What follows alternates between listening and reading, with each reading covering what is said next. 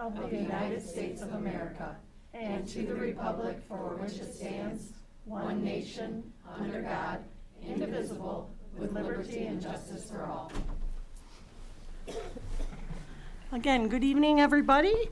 If you'd like to follow along with tonight's meeting and you're joining us in person, to the left out of those doors is a copy of tonight's agenda on the table if you need one. And if you're joining us from home, you can go to our LPS website. We have a brand new one, by the way, and it's www.livoniapublicschools.org.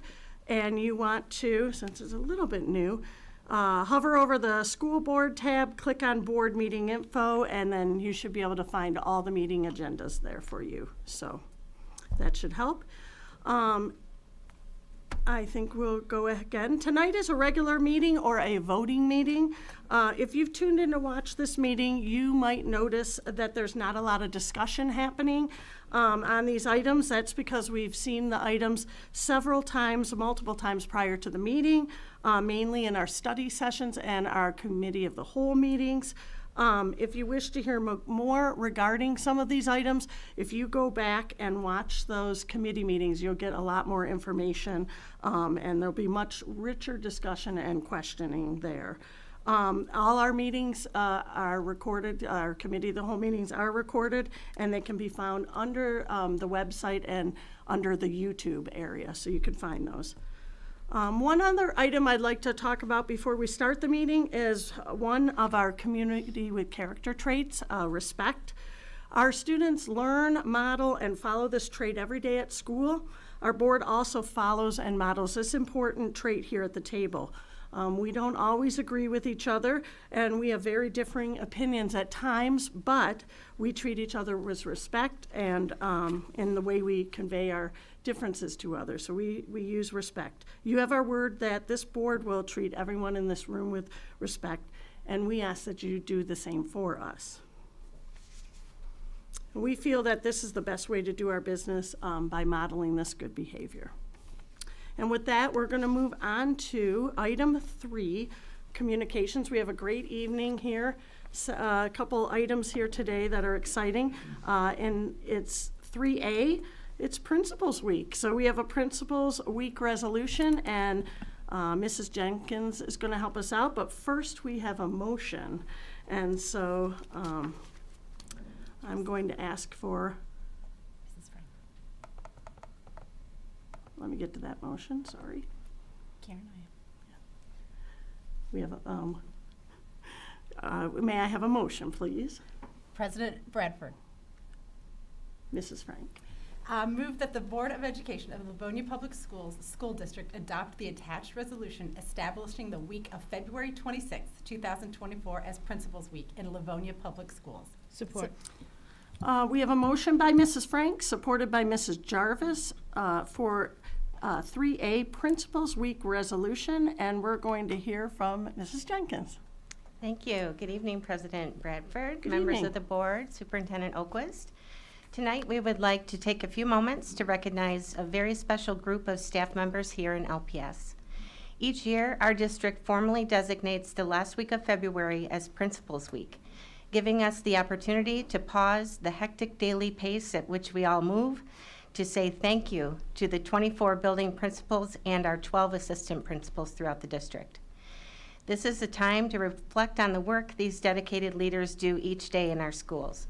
Essentially, our principals are everywhere, all of the time. They wear many hats during any given school day, whether they are comforting a kindergarten student who misses their mom, or giving high fives in the hallways to the multitudes of older students in our schools. They are there to support and to lead. In recent years, our school leaders have guided the important work of reconnecting their staffs to the PLC, which is their professional learning community, by carving out dedicated time, structure, and resources for our educators to make the most of their talents through sharing best practices for the success of all of their students. Our principals are not only supportive in this journey, they are enthusiastic champions while serving as role models for their staff and students in their schools. When our school leaders come together for their own learning through our administrative Leadership Team, or ALT. We meet several times a year. It's a powerful collaboration of great minds, passionate ideas, and caring hearts. We are so fortunate to have these leaders at the helm of our district schools. They're always learning and always leading in their own unique ways. They set the tone in a school community. They recognize the importance of connecting with students and staff by forming respectful relationships that foster a true sense of belonging in our schools. With academics, collaboration, and the climate and culture at the center of all that they do, our principals are simply the best. As we do each year, we've prepared a special resolution to recognize this coming week as Principals Week in Livonia Public Schools. And at this time, if I could ask Trustee Crystal Frank to join me at the podium to read the resolution, and also I'd like to invite Dennis Garathy to join us. Mr. Garathy is a longtime assistant principal at Franklin High School and co-president of the Leads Organization of Principals here in LPS. So I'll turn it over to you.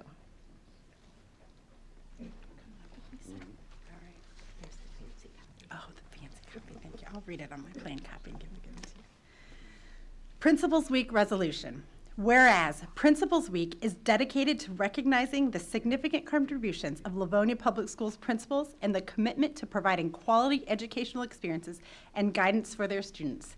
And whereas energetic and inspiring school leadership is essential if schools, teachers, and support staff are to implement college and career-ready standards and assessments. And whereas school principals play a vital role in the success of students and act as liaisons between the school and the community it serves. And whereas we join with educators, parents, and students to raise awareness of the importance of educational leadership. Now, therefore, be it resolved that the trustees of the Livonia Public Schools Board of Education recognize the week of February 26, 2024 as School Principals Week, and encourage all citizens to thank and support the efforts of school principals in our community. Congratulations. Thanks for all that you do. Thank you.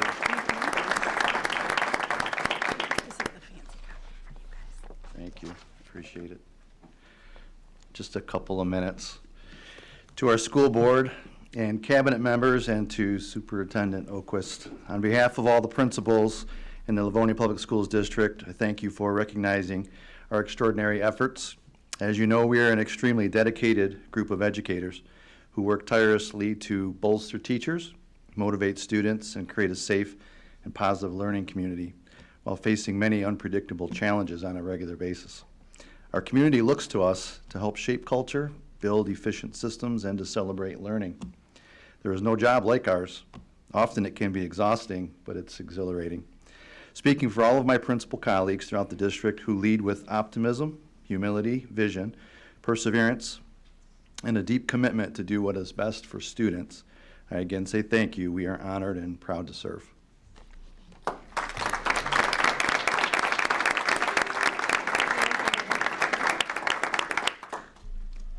Thank you so much. I'd like to now turn it over to Superintendent Oquist for a few words.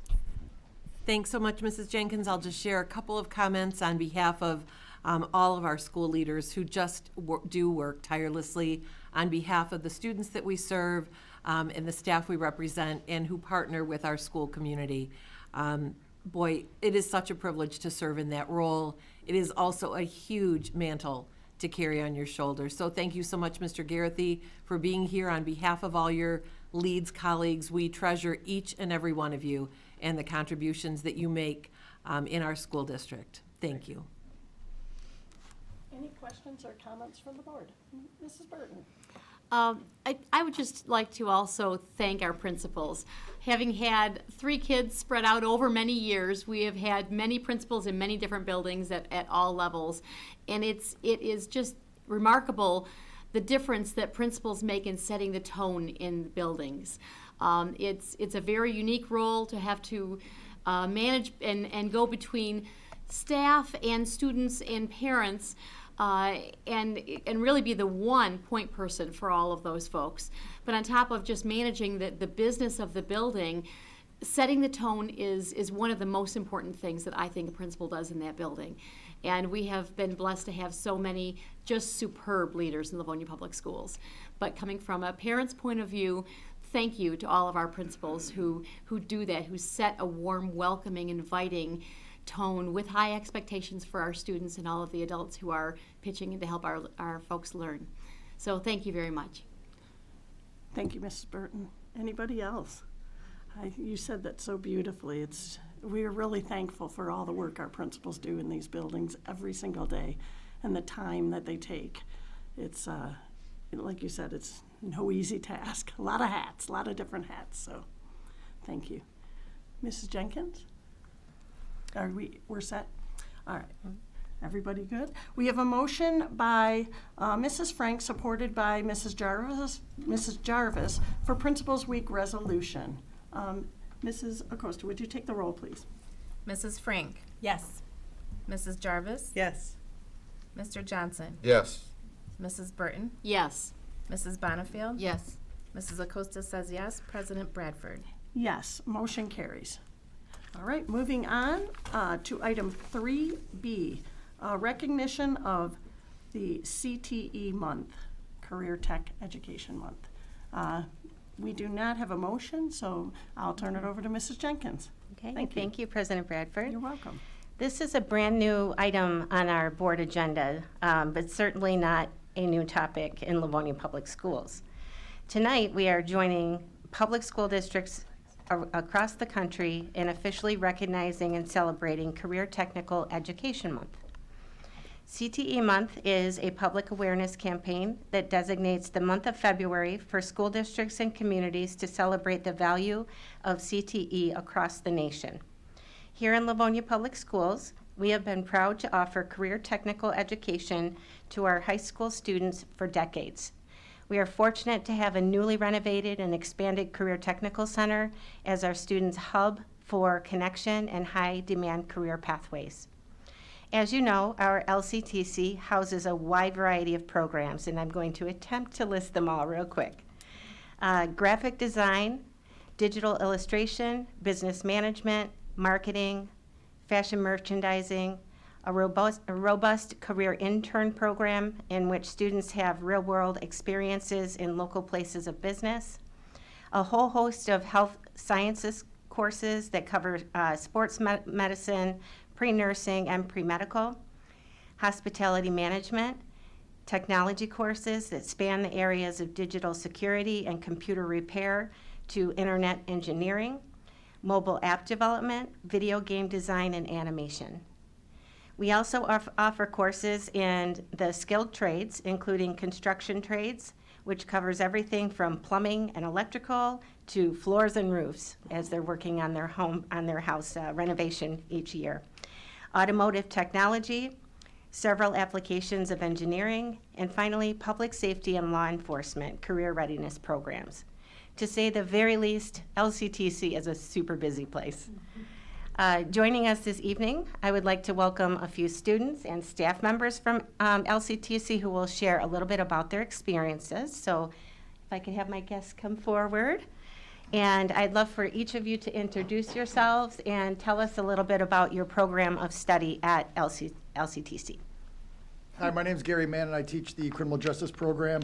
I appreciate you letting us come talk tonight. We all know there's wonderful things happening at the Career Center, but tonight we'll talk a little bit more about the great things that our leader, Lindsay Gray, is doing at the Career Center that I would promise you that we'll probably be the lead model of CTE programs in the state of Michigan, if we're not now, very soon. And so I can't talk about CTE without talking a little bit about myself, and I love seeing all the LPS students here today because I'm a product of Livonia Public Schools, and quite honestly, my junior year in high school, I was preparing to make my class schedule. Really didn't have much direction, didn't really know what I wanted to do with my life, and a friend told me about the criminal justice class at the Career Center, so I took it, and it absolutely changed my life. And I will tell you that everything in my life right now at the Livonia Career Center, didn't know what I wanted to do. Took the class, fell in love with law enforcement, became a police officer. I met my wife because I was a police officer. She wants me to preface that she was not an arrestee. She told me, it's recorded, like, I've got to preface that. So I meet my wife through somebody that I work with, and I have these two amazing sons that are my life, and it brings me back to the Career Center where now I'm teaching a class that I actually took, and hopefully, if I never meet any of these other students, hopefully they realize what the Career Center can do for them as well. So my class, my background's law enforcement. I was a police officer for 25 years, and so I do teach a little bit toward like becoming a police officer. We also talk about a lot of other things like critical thinking, being non-judgmental, and we talk a lot about the current incidents and events that are taking place in society today. So a lot of social issues, right? Miscommunicated by the media, miscommunicated by TikTok. And so we break these things down. We really look at, what are officers doing? What is good? What is bad? We Monday morning quarterback, police officers to death. I praise them a lot. I criticize them a lot too, because there's a lot of issues in law enforcement that need to be changed, and we talk about those things, particularly training, right? That's probably the biggest issue in law enforcement right now is lack of training, and it's a nationwide problem. But we talk about those things, right? Because I want students to know that, when an officer does something wrong, it doesn't necessarily mean they're being unethical. It could also be just a poor training issue. So we talk a lot about those kind of topics, and I think it's important for the students. So exciting stuff. So next year we're going to hire another criminal justice instructor. So we're going to be able to expand our programs. We're going to be able to bring juniors back into the program. And with that, we've been approved for early middle college through Schoolcraft College. So we've been approved for that. So next year's juniors will have the opportunity to take a class as seniors as well, a criminal justice 2, be part of this early middle college, and they're going to walk into Schoolcraft College with a bunch of college credits that are going to help clear a pathway to them to get into the police academy a little bit sooner. There's not many programs around here that have the early middle college. We're currently talking with Schoolcraft about additional articulation agreements for additional credits for those students that maybe don't want to take the police academy path but want to do something in law enforcement. And we have a meeting on Thursday with Madonna University, and we're going to talk to them about some articulation as well. So we got great things going on in our building, and again, I credit Mrs. Gray for doing all the heavy lifting for us, but it's going to set the standard for CTE. And I have Marissa Rushlow here. She's one of my students, and I'm going to let her speak a little bit about the program as well. Welcome. Hi there. Thank you for extending the invitation, not just out to the staff of Career Center, but also to 2 of us students. I would like to talk first about the building environment at the Career Center. I know you guys were saying it's all about the principals. I started off where not just Miss Gray as a principal that year, but we had quite a few shuffling through last year, and it was a bit hectic in that position, but as a student, you couldn't tell that anything was wrong. We had every staff member, so I'm the youngest of quite a few siblings, and 2 of them spent quite some time at the Career Center, and there would be teachers that I've never spoken to, not even a hi, and then I would see them in the hallway and they'd be like, "Hey, little Rushlow, how you doing? How's your day?" And I'm like, "Hi, who are you? How do you know me?" And they're like, "You all look alike. It's fine." But just like that, welcoming, warm feeling, and we just got that new student lounge for some students, if they have back-to-back classes at the Career Center. That it's just a little warm place. Oh, you have some downtime and you want a snack, you can just walk on over there. We also did just start a Student of the Month program for the community with character, where each teacher gets to pick a student for that month's character trait. I did get chosen by Mr. Mann for one of those months, and it did warm my heart a little bit knowing that I was noticed, and then also to be invited here, clearly. But for the program itself, he touched on critical thinking. It isn't just TikTok, Instagram, Facebook, Twitter that are in charge of this is what's bad, this is what's good. We go over that a lot, but when we're just about to start the class and not everyone's really there yet, he'll show up a video where he'll explain what was wrong, what was right, why it happened. And then he will also like to mention to us what the outcome was, just so that we get some closure for that, where if it's something that's really bad, we're like, oh. And then he's like, this is what happened. They did get punished for it, or they didn't, and they resigned from their position. He just likes to explain all of the little parts to us so that we get to know and understand, and we get to question everything. We do have hands-on training. we have a firearms system where we work a lot on de-escalating situations because it's a lot better to take it steps down than go too many steps up. We work a lot on vocal commands for de-escalating situations, just so like we have some experience in that. I remember we also did handcuffing, so it was just some hands-on. Oh, if you do go into law enforcement, you can learn how to do it, get a little step up in the future. We also have Police One Academy certifications where we get actual training time. It's all online, but we do get actual training time. Like instead of, oh, you have a sub, just watch a video. He'll give us a Police One Academy assignment. And then we get 2 hours of certified training. We also, I'm sorry, I'm blanking right now. Yes, the credentials. I'm sorry.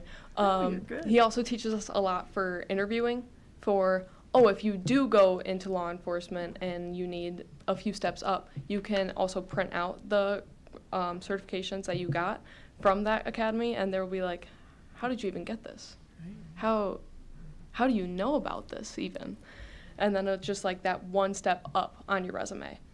We also got our national law enforcement certification test this past week, and we had an over 90% passing rate. Awesome. Yeah. That's awesome. If I had the power to do so, I would give a little clap for Mr. Mann, but I don't believe I do.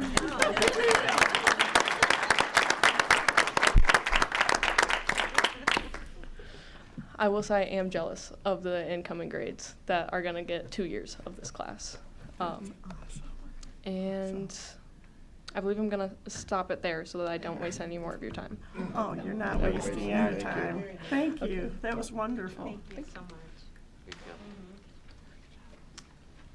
Hello, everyone. I'm Tim Martin, the trades teacher at the Career Center. Just wanted to highlight a few things that we're doing. Most of you are familiar with the program. We finished our house, I call it the COVID house, the Auburndale house, from all those years that some you've seen pictures of.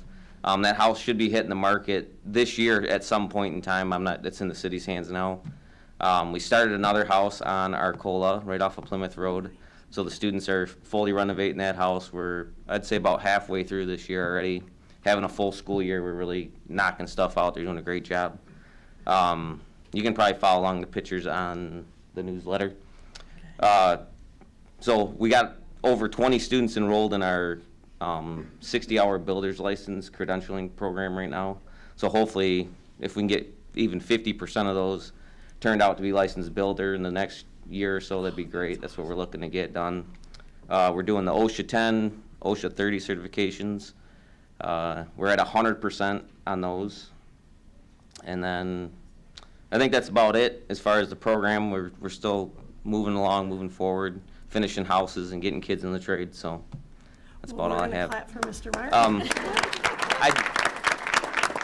I did have a student that was supposed to be here tonight, but he is one of our Churchill hockey players and didn't want to miss a practice since they won Saturday night, so he couldn't be here. But Awesome. so thank you for having us. Thank you for being here. Hello, my name is Allie Hinman. I teach pre-medicine at the Career Center. I'm one of 5 of the health sciences teachers. So we have pre-medicine, we have pre-sports medicine. This year we introduced an advanced sports medicine, and we also have advanced medicine. So we offer a wide variety of interests for students. Among the anatomy, physiology, kind of run-of-the-mill things that they learn, they also will leave our classes with some certifications. So they get basic life support as well as first aid certification, and they also get Stop the Bleed certification. And then on top of that, we're offering some credentials this year. We were already offering the patient care technician certification, or credential, from the National Health Association. And then this year, we're introducing the EKG technician credential, as well as the physical therapy aid credential for the pre-sports medicine and advanced sports medicine students. So we're really excited about these opportunities. We're all kind of figuring that out as it's our first year teaching it, but we're excited about it. The students are excited about it, and they always leave the end of the year with really great experiences of all the different field trips we get to go on and experiences that we have as a class. So I'll let Sean talk a little bit more about what he has gotten to experience. Oh, we would have to clap for you. Thank you. Hi guys, I'm Sean Adjumel. So I had taken the pre-medicine course last year and I absolutely adored it. Mrs. Burton was my teacher and Mrs. Hinman was absolutely amazing as well, especially as her first year, being the new teacher. I'm currently enrolled in advanced medicine this year, and it's basically a PCT course, also known as patient care technician course, and it basically just helps us get trained with a bunch of skills, from phlebotomy to vitals to EKGs to taking care of patients in an actual bed. So we're actually going to get trained in that and taking the exam in April. And once we pass that test, we can graduate high school and freshly get a job right out of high school, which is great, at the age of 18. With that, we also get a bunch of certifications and other things like that, including BLS, CPR, first aid, stop the bleed, and EKG certified. A lot of those are recertifications that you do in pre-medicine, which is super cool because that's just adding another extra year onto your certification. But yeah, that's really it. I absolutely love advanced medicine, and as a student, Marissa basically summed it up as a student. Super amazing place and workplace. I'm actually there for 4 hours because I am also part of the career intern program, and all the time I come there. I'm there first and second hour and fifth and sixth sometimes, and I just absolutely love the environment. The student lounge is absolutely amazing, just for chilling there, hanging out with friends sometimes, doing your homework is really, really nice. And the atmosphere with the teachers, it's just, I want to be there all the time. But yeah. That's awesome. Thank you. Thank you for being here.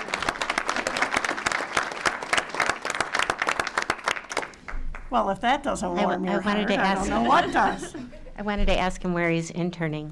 I'm interning at St. Mary's Hospital on Livonia. Okay, St. Mary's Hospital, that's awesome.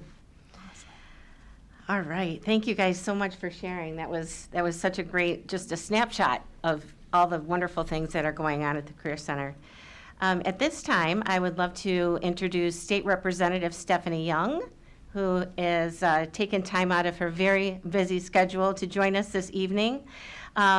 Representative Young is going to read a CTE Month proclamation that was issued by Governor Whitmer.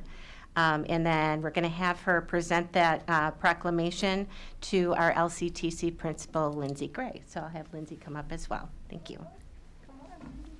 Welcome. Okay, thank you. It's such a pleasure to be here. Just amazing things. I get so excited hearing about the things that our young people are doing and hearing them being excited about learning, right? And so, yeah, you don't get the governor today, you get me. However, I am going to read what she wrote, or what we are going to present you all on tonight. It says here, Certificate of Proclamation, February 2024, Career and Technical Education Month. Whereas career and technical education in Michigan prepares students at the secondary and post-secondary levels to have the academic, technical, and work behavior skills to enter, compete, and advance in education and their careers. And whereas career and technical education offers a diverse delivery system that provides students with leadership opportunities in various career fields, allowing for the rigorous and relevant application of workplace skills while incorporating reading, writing, and mathematics. And whereas career and technical educational programs serve as a career and college-ready connection and are the foundation of a strong and well-educated workforce, and should be available to students in every corner of Michigan. And whereas career and technical education offers students opportunities to earn college credit, as we've heard tonight, right? Industry certification and licenses in high-wage, high-skill, and in-demand fields, as aligned with Michigan's top 10 strategic education plan to expand secondary learning opportunities for all students and increase the percentage of adults with post-secondary credentials. And whereas career and technical education provides students with work-based learning experiences to provide Michigan with a highly skilled, sustainable workforce, which will help achieve the state's goal of reaching 60% post-secondary education attainment by 2030. And Whereas, according to the Michigan Department of Education, career and technical education enrollment in Michigan continued to rise to 2.6% in 2022 to 23, to 108,874 students enrolled in CTE, compared to 2021 and 22 year with 77 students. And CTE program completers increased by 8.4%, from 44,609 in 21 and 22 to 48,334 in 22 and 23. And whereas during this month of February, we joined the Michigan Department of Education, the Michigan Department of Lifelong Education Advancement and Potential, the Michigan Department of Labor and Economic Opportunity, and the Michigan Association for Career and Technical Education to encourage youth and adults in Michigan to be ambassadors for career and technical education, and to send the message that Michigan career and technical education students are prepared for the 21st century high-wage, high-skilled, and in-demand jobs. Now, therefore, Gretchen Whitmer, Governor of Michigan, proclaims February 24th as Career and Technical Education Month in the state of Michigan.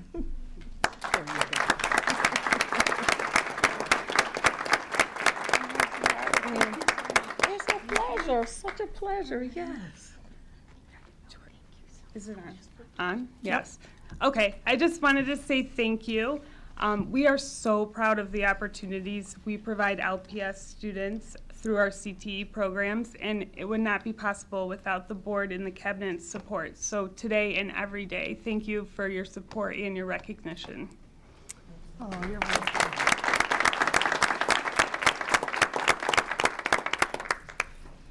Thank you again, Representative Young. I know that proclamation was quite lengthy. I did give her a copy with a 20-point font instead of the one that Lindsay has with about a 5-point font. So it was a lot to read. So we appreciate you being here tonight. Last but not least, I would like to welcome our Secondary Programs Director, Kevin Etu, to share a few words about our CTE programming. Thank you, Board of Education. I don't think I can top anything that was said here already by our students and teachers and representatives from that. But first, as a former LCTC teacher, I do want to thank our district, Livonia Public Schools, for its ongoing dedication to CTE education. It doesn't give me greater joy than seeing one of my CTE students complete my program. To see the passion from my program, be a completer, get credentialed, earn college credit, and everything that comes along that way. I'm very appreciative of those opportunities. We even had a chance earlier today at lunch at Senate Coney with our Livonia Rotary to celebrate one of our CTE students at the Career Center, Charlotte Atkins, at Franklin High School for graphic design, as she received a distinguished award with the Livonia Rotary. So lots of celebrations going on with CTE education. And finally, I'll just say, if I can piggyback off of Little Rushlow, hope that's okay. I know you don't know me, but I know your older siblings.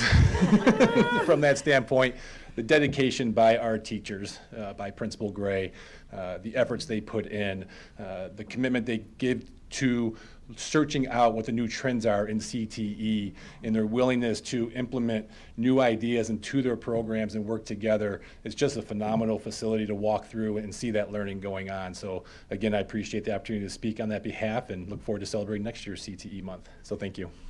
Thank you.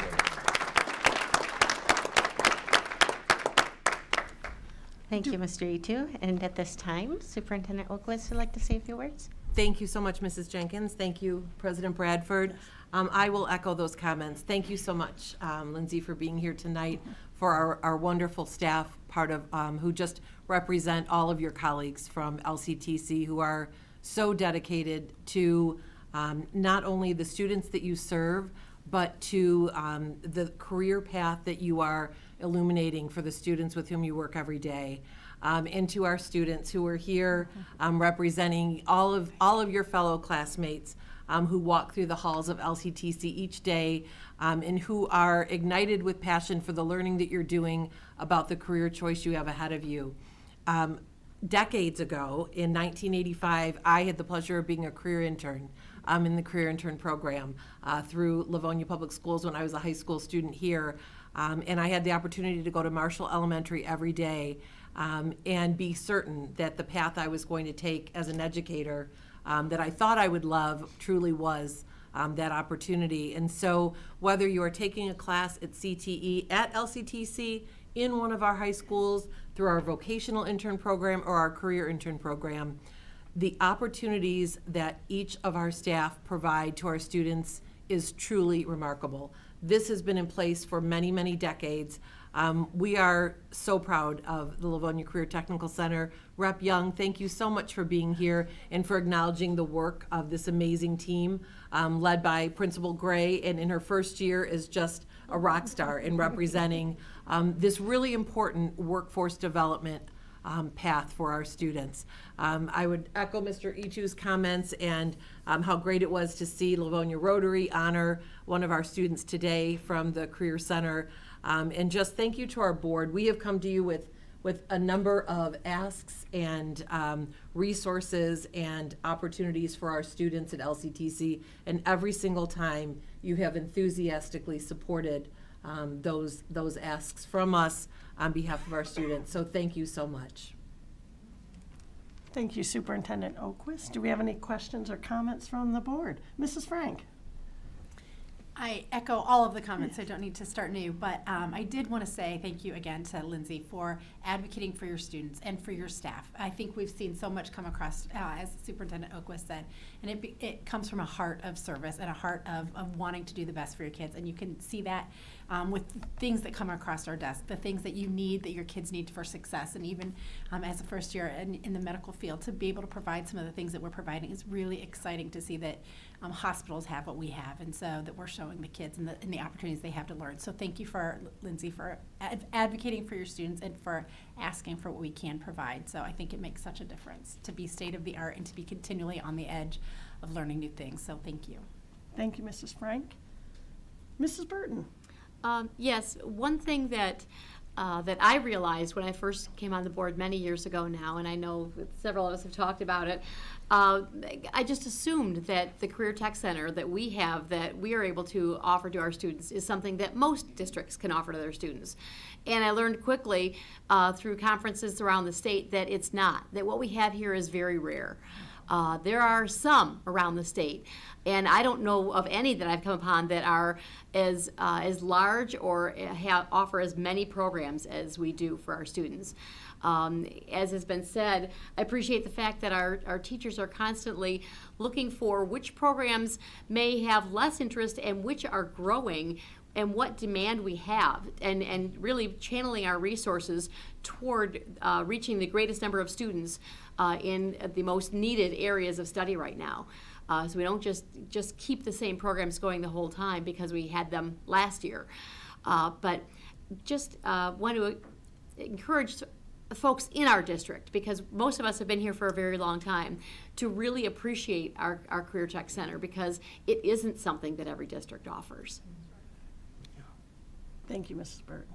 Anybody else? Okay, with that. Okay, thank you so Thank you much. so We look much. forward to making this an annual celebration. For sure. Thank you.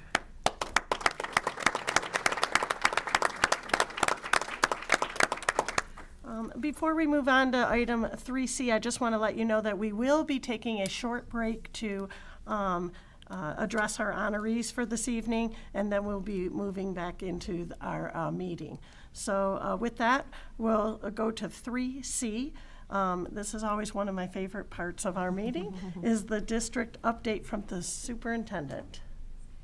Thanks so much, President Bradford. You're welcome. And if you should be able to see from anywhere that you are in the room and follow along on the presentation. Just really highlighting a number of different things happening throughout our schools and throughout our district. So if you can believe it, we recently celebrated 100 days of school. It's a pretty big deal, especially at the elementary level. And so we saw lots of different ways that our students celebrated. Here we have some of our kindergarten friends celebrating 100 days of learning and growing. And we had celebrations across the district from young to old. You see here at Frost Middle School, we had students as well celebrating becoming 100 days smarter and growing 100 days from the start of the school year. It's an important milestone, and it's one that really reminds us how much happens in a school year. And the next slide we'll see at Webster Elementary, 100 Day was celebrated across the course of the past week or two, and for many, they celebrated as in addition to Valentine's Day. So it was a big day. It was Student Count Day, celebrated 100th Day, and Valentine's Day. That's a lot going on in one school. The next slide, we see some of our Cooper Upper Elementary students engaged in a lot of different activities, learning in their classroom, having an opportunity to do some group work as a class, and then doing some experiments and some storytelling across the classrooms. Speaking of one of our CTE programs, as you know, we have an amazing hospitality management group, and we had our students have the opportunity to go out to a business in Wixom, and they were able to create made-to-order omelets for over 50 people. So a great real-life experience to get out there and to use those skills. I have enjoyed a few of those omelets myself over the years, and they are delicious and not easy to do, so we're so proud of our kiddos. It has been 6th grade camp time, so last week a number of our Johnson students were able to go to 6th grade camp. I know many of us in this room might have had that experience as students or as parents of students who have gone. It really is one of those core memories that our kids make and that you just keep with you, and the adventure ropes and the campfires and all of the different activities. So very appreciative of our staff and our school leaders for bringing that together, making that happen, for the parent volunteers who are willing to stay in those bunks, in those dorms, along with the kids. That is no easy task, and you come home pretty darn tired. So we love seeing them celebrate that.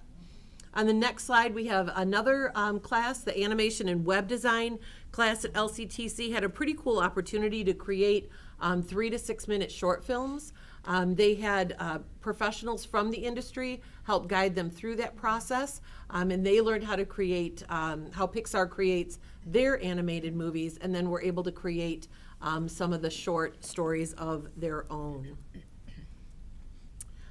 We had our students at the Western Wayne Skills Center at Garfield Community School did a fantastic job presenting on famous African Americans to mark Black History Month this month, as we are celebrating throughout our district. They did a fantastic job presenting to their classmates. And we also had our Peer Connections team at Johnson Upper Elementary School. Students who are part of our multi-age resource center, as well as our gen ed classrooms, worked together, and they had bagels with buddies on Valentine's Day, and continue to make great connections with one another. And decades, we're going to have a couple of decades picks coming up. Emerson Middle School was the school of choice this month to host all 3 middle schools. Yes, we had almost 1,000 middle schoolers in one place. And that doesn't scare middle school staff or leaders, but they hosted Decades Night. In the fall, it was Frost's turn. In the spring, it'll be Home's turn. And really such tremendous team effort to provide these safe and fun opportunities for our middle school students to come together. So this one was all about the decades, and I believe in the spring it will be, it's a secret, it's coming. We can't share that yet.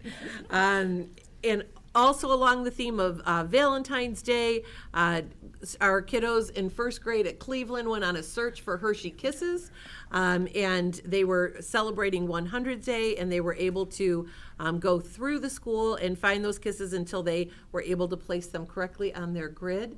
And I have a sneaking suspicion that they probably got to enjoy 1 or 2 as well. So speaking of decades, how adorable are they? Our kiddos at Coolidge really just brought out their best outfits for the 50s, the 60s, the 70s, and the 80s. And I don't know about you, but I always chuckle when I see our kids represent what they imagine for those decades. And, as they, I'm sure, collaborate with their parents. But, oh my goodness, it is so much fun to see them. And you see on the right there, a number of our staff as well. So I think we really did wear those bright colors in the 80s, didn't we? Oh, yeah, we did. I know some of you are thinking my hair is still from the 80s, and I don't disagree with you.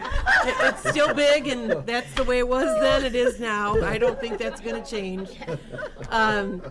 But another great opportunity, we're so proud of our kids in this district. I can't even tell you. And this was another one of those opportunities to see our high school students use their voice and to share with the community on a wide variety of topics to help strengthen their community as a whole.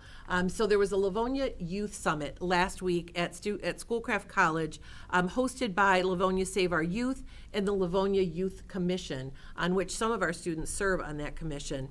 And we had an opportunity to hear from our students. I know Mrs. Jarvis was there. You'll see her in one of these pictures as well, and a number of our school leaders and members of our cabinet team, and about 75 of our high school students, as well as about 25 Clarenceville students, all came together, and community leaders had the opportunity to hear from them on a wide variety of topics. And I believe the Livonia Youth Commission representatives will be coming to the board at some point and sharing that out with us here as well as across the street at the city council. So just a remarkable way to have their voice lend to making our community stronger.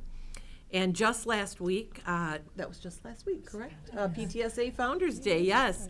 As you know, we have one of the strongest PTSAs in the state of Michigan, and it was the 70th annual Founders Day. And this is a wonderful celebration of the founding of PTA, and our PTSA Council coordinates an event in the evening where we had student representatives, staff, parent volunteers, and administrators, board members, and city leaders from across the district who were recognized.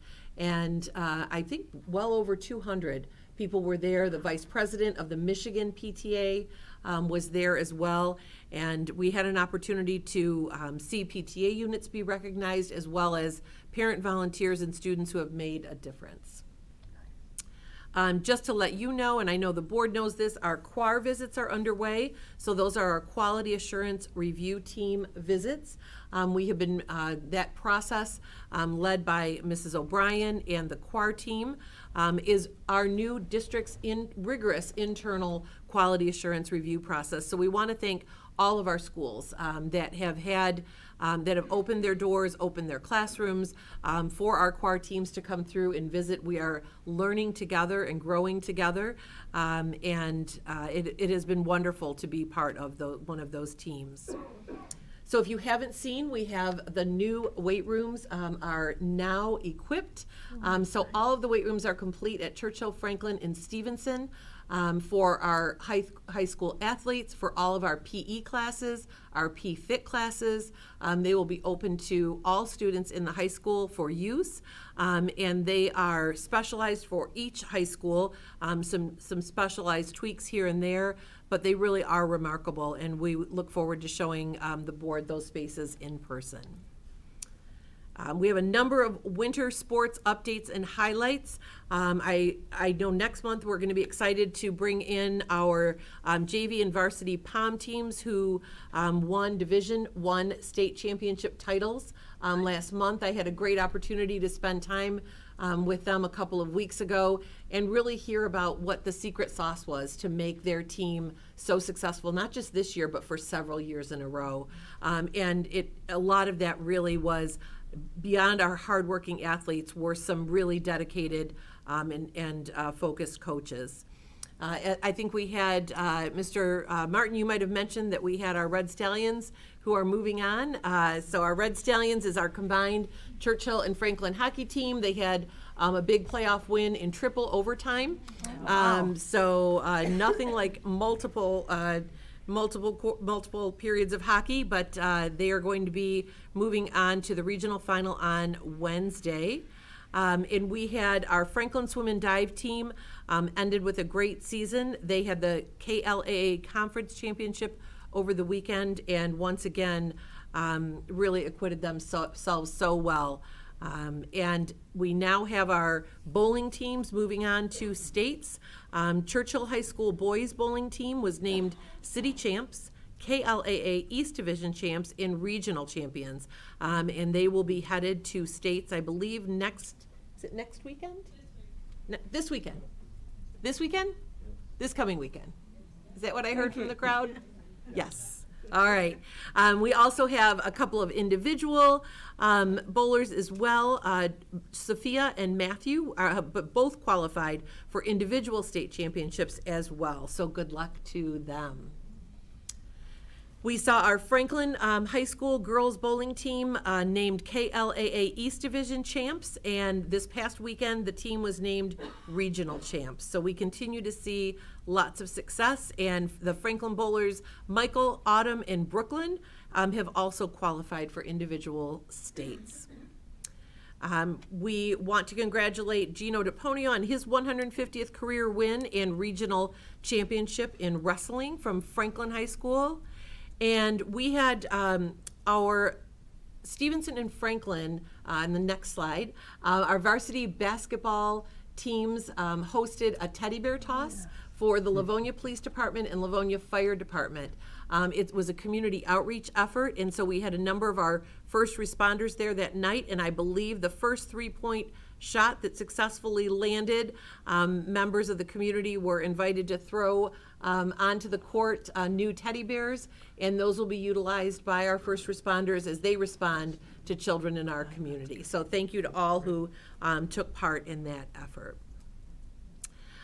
We have, on the next slide, as you know, you had a chance to see the Made Wall when we were at Franklin High School, and Teddy recently earned a spot on the Made Wall.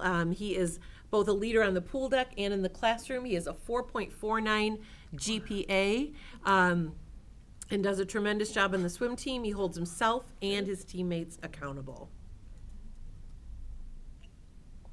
Thanks for letting me take a quick sip there. We had Rico Warman was named a district champ, a regional champ, and a state qualifier for wrestling for the second year in a row. And Franklin High School wrestling was named district champs. As you can tell, we are wrapping up winter sports season, so lots to share. And I believe this might be wrapping it up. Stevenson will be advancing also to the regional final on Wednesday, and they had a big win over Canton this past weekend. We wanted to share some additional kudos. Frost Math Counts. So we want to congratulate our students who won third place at the Math Counts Chamber Competition at the University of Michigan Dearborn. So we had Pranav, Vignesh, Ben, and Jason.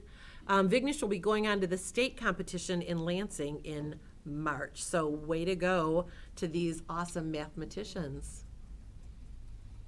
We had the Music Honor Society inductees at Churchill.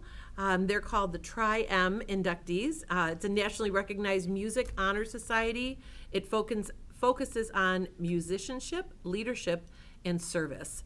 So this is the second year Churchill has inducted new members, and so congratulations to each of them. And I don't know if you had a chance to see this, but we had one of our Stevenson and LCTC seniors, Zion. She is a member of the amazing Detroit Youth Choir, and she had a chance to perform on Good Morning America. So how cool is that? I know the Detroit Youth Choir has been able to perform in some pretty neat places across our community, and how awesome to have one of our very own. I'm so proud of you, Zion. And this is what we were just talking about today. So we wanted to congratulate Charlotte Adkins.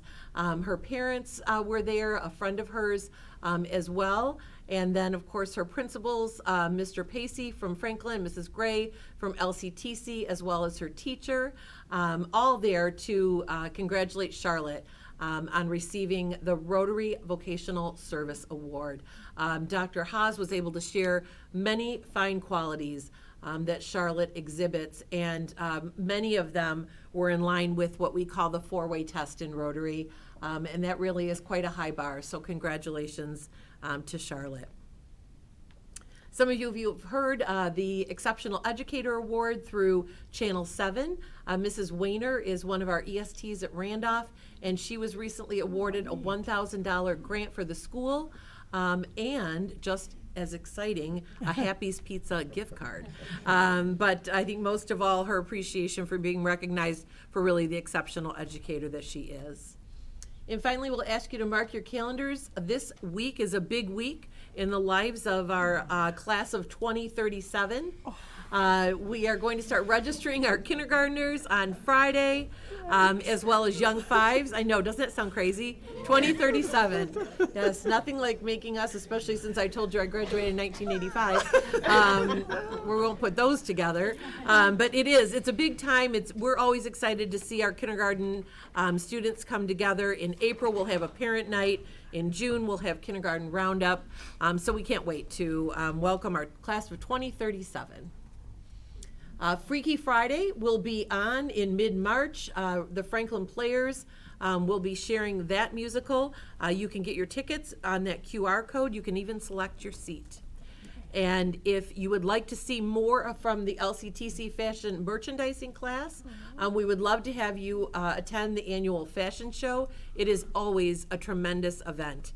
This fundraiser this year is focused on supporting kids without cancer. It will be on March 12th. It's at St. Mary's. And Mrs. Gray, they can buy a ticket. Scan the QR code. Oh, Okay, everything wonderful. is And scanned. this is all put on by our students in the fashion merchandising program. So from start to finish. And we have a big robotics competition coming up. March 23rd, March 24th. I have a feeling we're going to hear about that in just a few minutes. Matches will run all day on Saturday and Sunday. If you have not had a chance to attend one of these competitions, do yourself a favor. Spend some time. You will be absolutely in awe.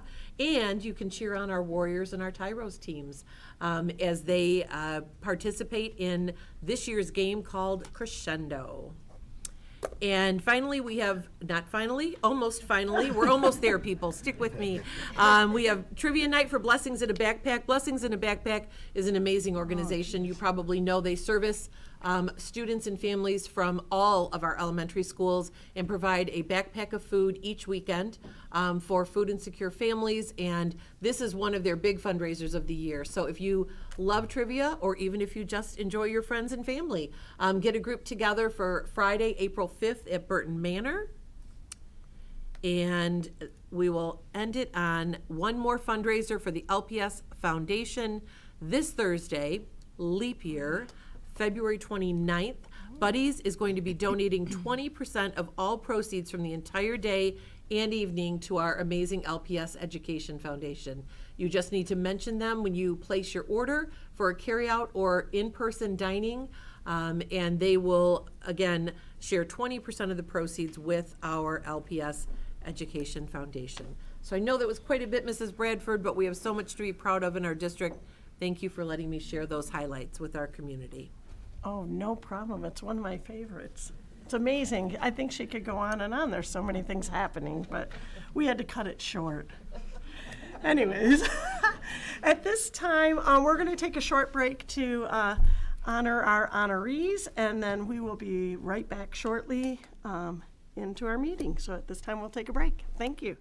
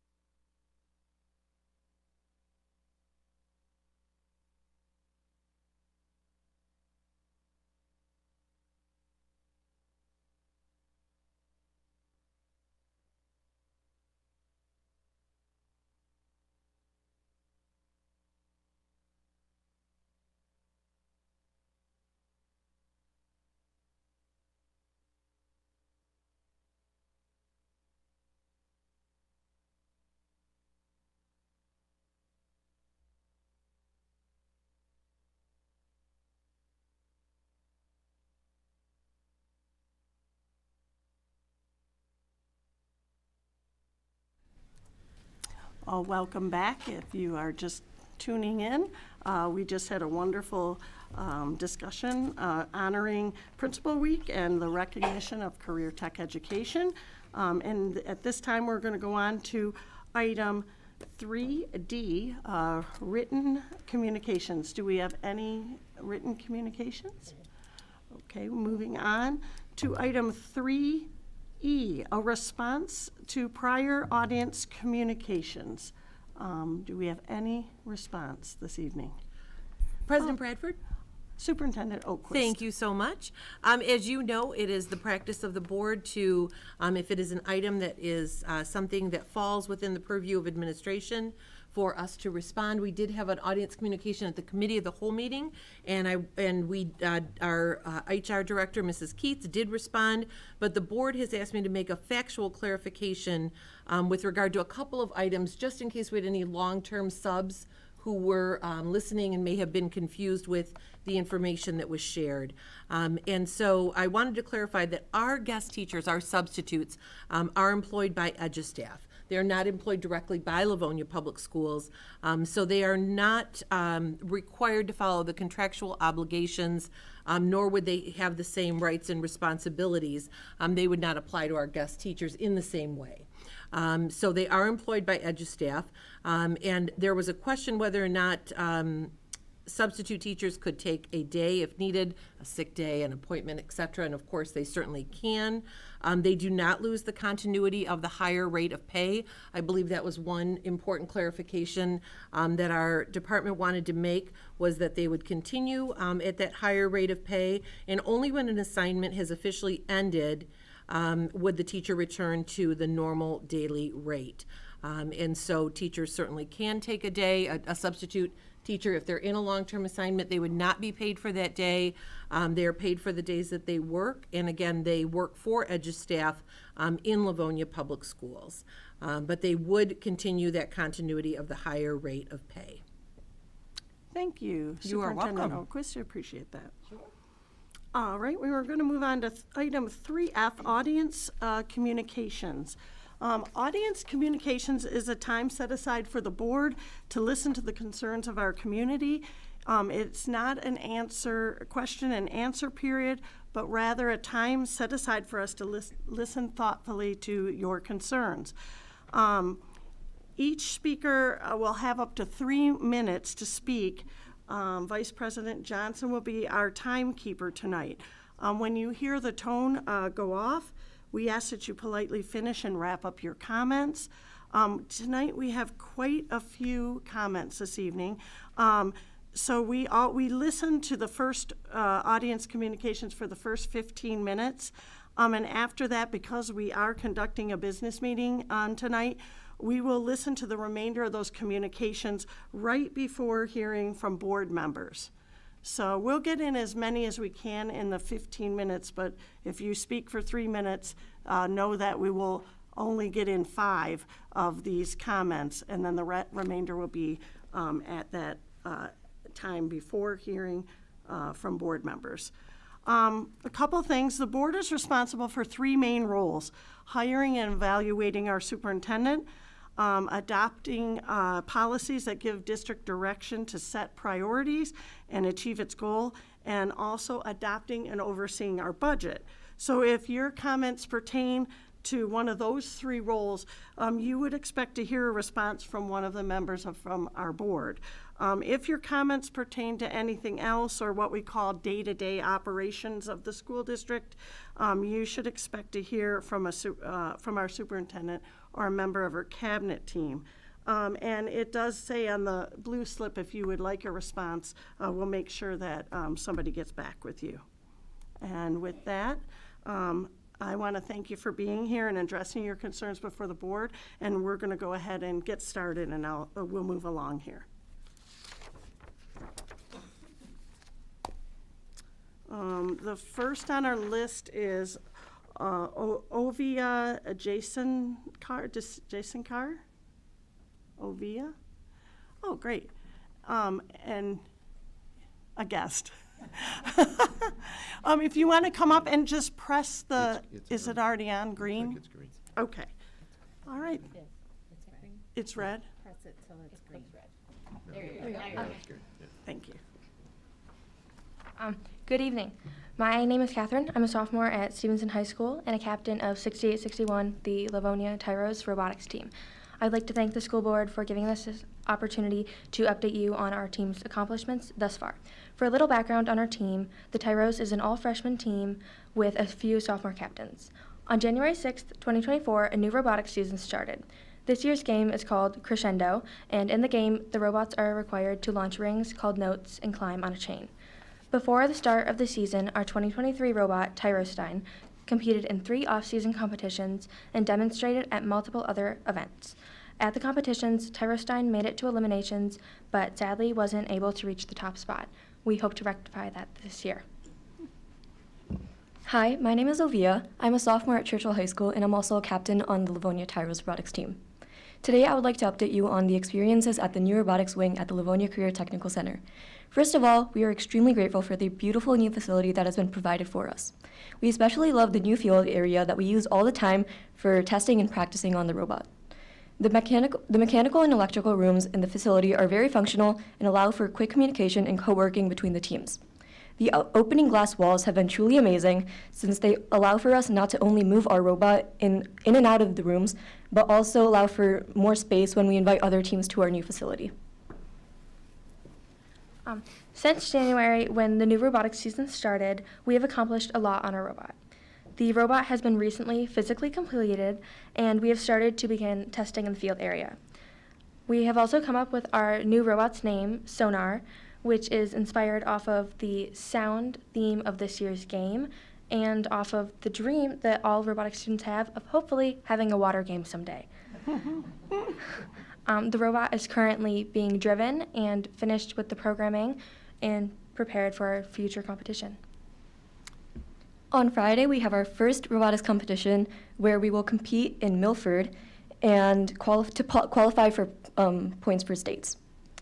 At this competition, our strategy is to focus on parts of the game that will achieve us the most points.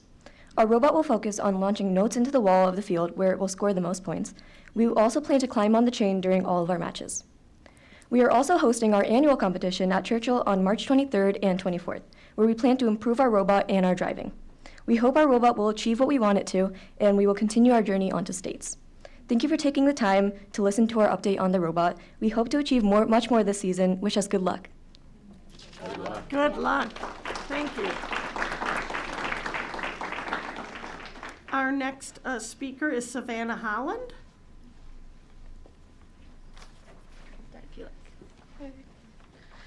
Hi, my name is Sabrina Kerr, and I am a junior at Franklin High School. I'm speaking today as a junior captain for 2832 Livonia Warriors robotics team. The team is excited for their new sponsor, the Detroit Lions. The team worked the bag check area all season and brought in over $10,000 in donations, along with an additional sponsorship of $1,500 from them. Over the summer and fall, the Livonia Warriors attended a total of 6 off-season events. One of the events that stands out is the Midland Baybot Bash in October. The Livonia Warriors were Alliance captains for the #1 Alliance and went undefeated throughout the entire competition. The Livonia Warriors' entire students combined for over 1,500 hours of community service annually, including one student's Eagle Scouts project this summer, building an outdoor classroom at Grant Elementary. Hi, my name is Savannah Holland, and I am a junior at Churchill High School and also a junior captain for the Livonia Warriors robotics team. The Livonia Warriors have spent the last 6 weeks hard at work making our ideas come to life. Currently, our robot for this season is almost entirely built both mechanically and electrically, and it is working with our programming teams to make our code work as efficient, trying different codes to make our robot work efficient as possible. This year, our robot will be able to complete all the tasks in the Crescendo game, including climbing, scoring in the speaker, scoring in the amp, and scoring in the trap above the climb. All of which we have achieved thus far, we owe to the new space that has been given to us. Thanks to all of our different rooms, we are able to find a place for every squad to work without the possibility of interruption. Our full-size field has also given us opportunities to practice the game before we take our robot to competitions. Not only does this extremely help the Livonia Warriors, but it has been helping many other teams around Metro Detroit that have been able to come and visit our field to help improve their team. Thank you. Thank you for being here. Our next speaker is Lindsay Backen.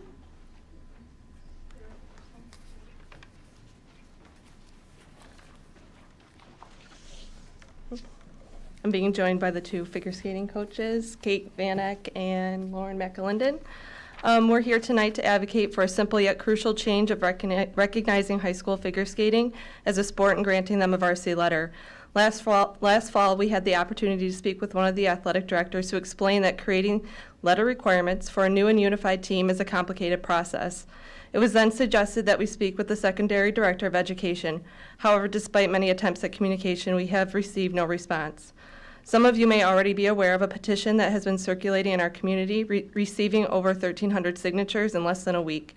It is evident that there is a concern over the current lack of varsity recognition for these athletes.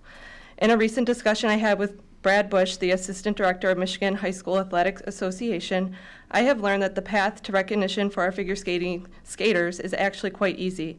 Mr. Bush clarified that the only thing Livonia Public Schools would have to do is recognize figure skating as a sport with no additional funding needed.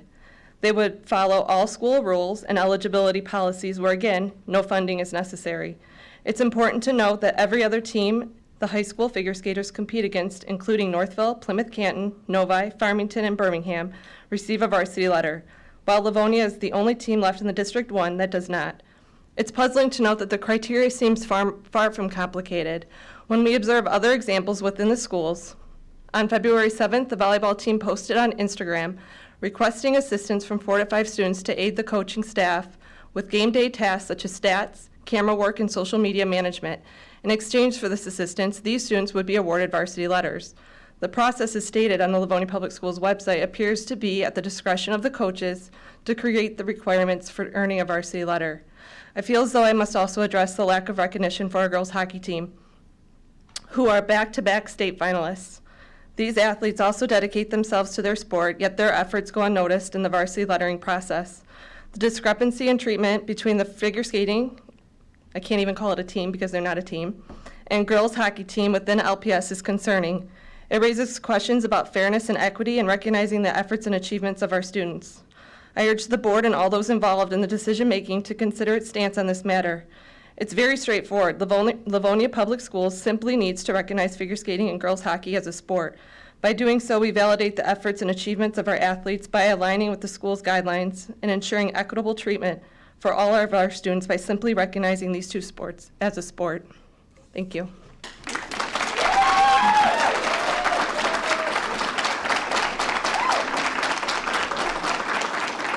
Our next speaker is Nancy Tardif.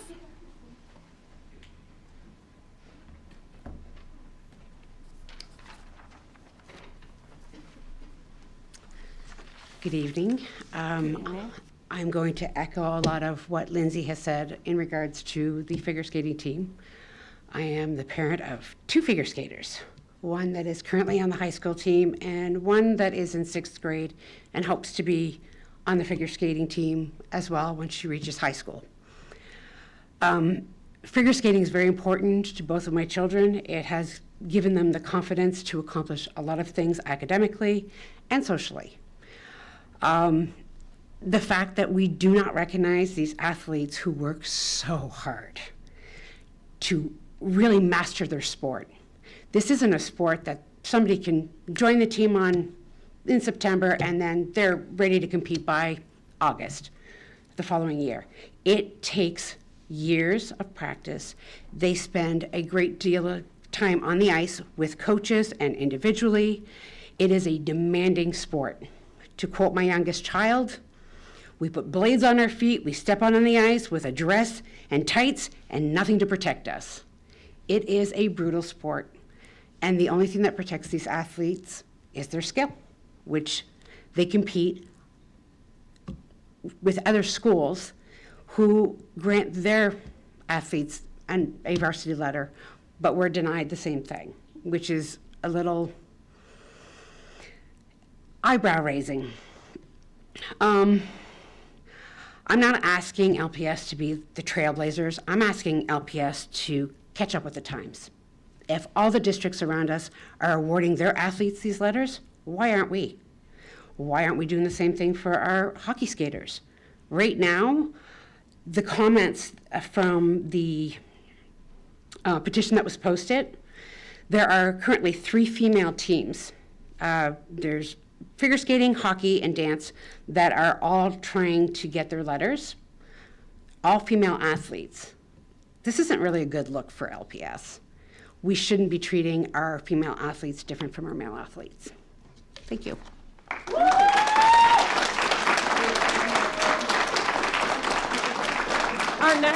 Our next speaker is Victoria Derbyshire.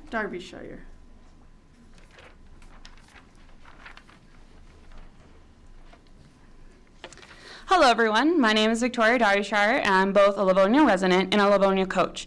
I've had the honor of being a part of the Livonia Figure Skating Club for the past 7 years.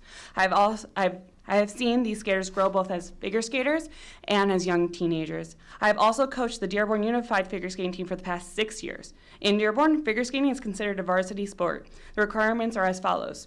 Must compete in one competition, must earn points that contribute to the team's overall ranking in the district. I've also competed myself for Dearborn Divine Child Varsity Skating Team.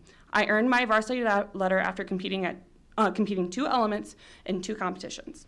Requirements for figure skating varsity letters vary between schools, but nevertheless, these athletes are rewarded for their hard work, sweat, tears, and everything else in between. These Livonia skaters deserve the same recognition. These skaters have earned national championship titles, as well as team and individual state titles. They work so incredibly hard, not only during the winter sports season, but year-round. I urge you to recognize these skaters for their hard work and commitment to the sport they love so much. Give them the varsity letter that they deserve. Thank you for your time.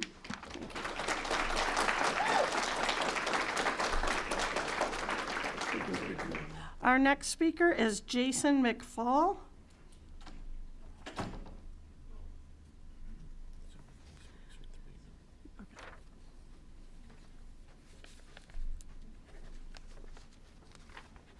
Good evening. I'm Jason. I just wanted to bring to your attention some concerns that I had regarding my younger son at the Jackson Early Childhood Center that had transpired last week. My concerns were he was injured, head wound, stitches, things like that, but I don't think policies or procedures were followed as they should have been. And in regards to first aid, he received very little. When I had gotten to the hospital where I had met my wife at the ER with him, he had some type of tissue wrapped around his head with a little sponge. And then it also had his winter hat duct taped to his head to try and, I guess, render first aid. We aren't pleased. I wasn't really happy with the response from the public schools until a lady I had spoken to today, I believe may have been your secretary perhaps, she had inquired a little bit more on that. You know, and I'm not going to go into it too much with the crowd, but it bothers me greatly for the lack of empathy, and when I asked them to put forward like a safety plan, they said they wouldn't do it. One of the other things that I would like to say, because he was injured twice now on the property of Livonia, one on Grant Elementary, the other one inside of Jackson, where, again, none of the caretakers or teachers had actually seen it. Now, in regards to the one over on the area near the playground, not the playground, at Grant, the care that he received was much better. But when I had dropped off my son and picked him up the last time I was there, where he had tripped over the ruts, crashing his head into the steel bench, those ruts or tire tracks had not yet been filled in. So I would implore you to fill those in so that nobody else stumbles or trips or anything like that crashing into it. Both times he received stitches and rushed to the ER. But after speaking with the principal and some of the other administrators there, it was very disheartening. You know, my wife had taught there as a teacher and everything, And I really thought it would have been more professional in the way that they handled everything. Even the resource officer that had come basically was aggressive, steering the conversation, basically preventing like a free flow of information between each other to help sort this out. I'm a very patient man. I don't want to be angry and shouting, but I am quite unhappy. I'll just leave it at that. And I look forward to possibly hearing more from your office, even meeting with you personally. Again, I don't want to talk about this in public. It's something I don't want to do. A way that we could probably remedy this, so I could be satisfied with it. Like I said, for right Mr. now. McFall, the timer came off, and I'm Oh, okay. sure we can get somebody that can give you some assistance. Yeah. If you could wrap up. Okay, that's fine. Yeah. Thank you for coming. All right. At this time, we are going to have the remainder of the comments are going to have to be done at the end of our meeting, right before hearing from board members. No.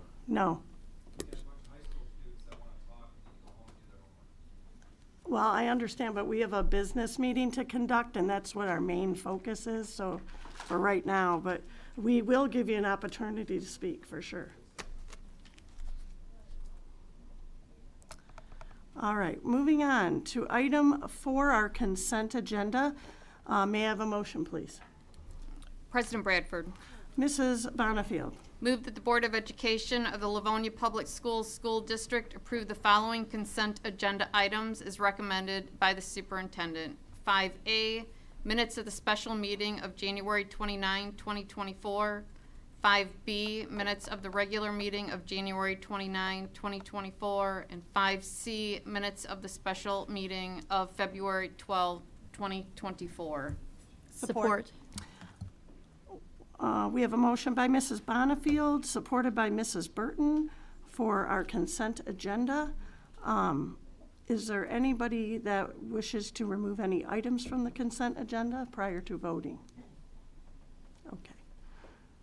All right, again, we have a motion from Mrs. Bonifield, supported by Mrs. Burton. Mrs. Acosta, would you take the roll, please? Mrs. Bonifield? Yes. Mrs. Burton? Yes. Mrs. Frank? Yes. Mrs. Jarvis? Yes. Mr. Johnson? Yes. Mrs. Acosta says yes. President Bradford? Yes, motion carries. Moving on to item 6A, the approval of candidate for MASB board and director voting. May I have a motion, please?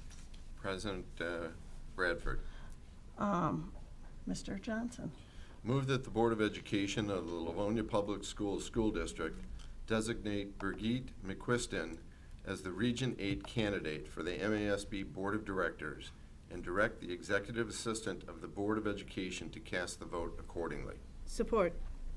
We have a motion by Mr. Johnson, supported by Mrs. Jarvis, for the approval of candidate for MASB Board of Director voting. And I'm going to take this item. At the last 2 previous meetings, we have spoken about several candidates. The other 2 candidates were Melody Hines from Wayne Westland and Evelyn Pridemore from Redford Union, but we seem to have settled on Brigitte McQuiston as our candidate for MASB Board of Directors. Is there any comments regarding that? Mrs. Burton. Yes. As I stated in the committee of the whole meeting when we discussed this, I've seen Ms. McQuiston operating on behalf of school districts, her own and others throughout MASB for many, many years now. There is the other 2 candidates definitely also bring positive qualities to the potential work, but she's been doing this job for quite some time, been doing it well, and I believe that she would represent us well. Thank you, Mrs. Burton. Any other comments? Seeing none, we have a motion by Mr. Johnson, supported by Mrs. Jarvis, for the approval of candidate for MASB Board of Director voting. May Mrs. Acosta, would you take the roll, please? Mr. Johnson? Yes. Mrs. Jarvis? Yes. Mrs. Frank? Yes. Mrs. Burton? Yes. Mrs. Bonnefield? Yes. Mrs. Acosta says yes. President Bradford? Yes, that motion carries. Moving on to item 6B, the approval of limited schools of choice for the 2024-2025 year. May I have a motion, please? President Bradford, Mrs. Burton. move that the Board of Education of the Livonia Public Schools School District accept the recommendation of the superintendent to participate in limited schools of choice under Section 105 and 105C for the 2024-2025 school year. Openings to include at least one seat for grades kindergarten through 6th grade and not to exceed 165 total seats for grades kindergarten through 6th grade for the 2024-2025 school year. Support. We have a motion by Mrs. Burton, supported by Mrs. Bonnefield, for the approval of limited schools of choice for the 2024-2025 school year. And we're going to hear from Mr. Green. Thank you, everyone. Good evening. Yes. Thank you to the Board of Education for your time and questions at our study session earlier this month and at our Committee of the Whole meeting on February 12th regarding limited schools of choice for the 2024-2025 school year. I can't believe I'm saying that. I'm still getting over the kindergarten graduating class. As you know, Livonia Public Schools has offered limited schools of choice since the 2014-15 school year. Since that time, limited schools of choice has brought in additional revenue to the district during an era of declining enrollment. In addition to the additional revenue, these strategic school choice placements have helped balance class size and fill enrollment gaps at various locations throughout our schools without negatively impacting class size. As discussed the past two meetings, placements of schools of choice students also helps to reduce the possibility of kindergarten overflow and combination classrooms. We will run limited schools of choice windows also this spring at Niji-Iro and Webster ACAT on a limited basis, which is based upon seat availability and students meeting those magnet schools entrance criteria. As such, and per our conversations in the past two meetings, we're recommending that the Board of Education approve through 105 and 105C limited schools of choice program at least one seat for K-6 and not to exceed 165 total seats for those grades for the 24-25 school year. Grade 5 and 6 are included in this motion to address our windows for Niji-Iro and Webster. As part of this vote, you are also approving those windows at Niji-Iro and Webster's limited schools choice. As mentioned, with both of these programs, there are entrance requirements. If the Board of Education approves this recommendation for next year, the application window for limited schools of choice would be from March 1st, 2024 to March 31st, 2024. On April 12th, 2024, there would be a publicly recorded lottery that would take place as needed for certain grade levels.